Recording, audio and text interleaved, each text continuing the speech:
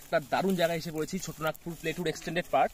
তো তোমরা আমার পিছনে দেখতে পাচ্ছ perfect example of mechanical Wuthering. কাছে আসো এবং এখানে আমি তোমাদের কিছু এক্সপ্লেন করবো, ভালো করে দেখবা। দেখাস, হ্যাঁ।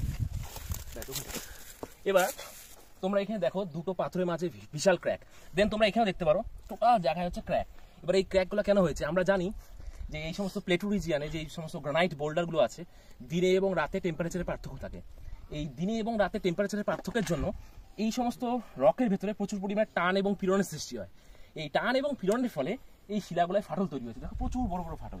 এবং এই শিলাটা গ্রানাইট শিলা সাধারণত কোয়ার্টজ ফেলসপার এন্ড মাইকাতে তৈরি। এর ফলে এই ফাটলের ফলে এখানে প্রচুর পরিমাণে বড় বড় ক্র্যাক তৈরি হয়েছে এবং এই ক্র্যাক বরাবর মেটেরিয়ালসগুলো নিচে নেমে আসে। এবং এই যে জিওগ্রাফিক্যাল প্রসেস, এই প্রসেসটাকে বাংলায় বলা হচ্ছে প্রস্থচ্ছায় খণ্ডীকরণ, আর ইংলিশে বলা হচ্ছে ব্লক ডিসইন্টিগ্রেশন। তোমরা জানো সবাই এটা।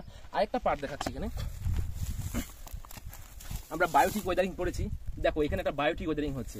এই যে রকের যে সার্ফেসটা, এই রকের সার্ফেসে কোনো এক কারণে ন্যাচারাল কজেস, পাখির পটি বা অন্য কোনো মাধ্যমে এই গাছটা এখানে তৈরি হয়েছে এবং পরবর্তীকালে এই গাছের শেকড়ের মাধ্যমে দেখো এই পাথরটা হেভি, মানে এর যে ওয়েদারিং এর প্রসেস ওটাকে ত্বরান্বিত করেছে। তো এটা একটা জৈবিক আবহবিকারের সুন্দর এক্সাম্পল আমরা দেখতে পেলাম এখানে।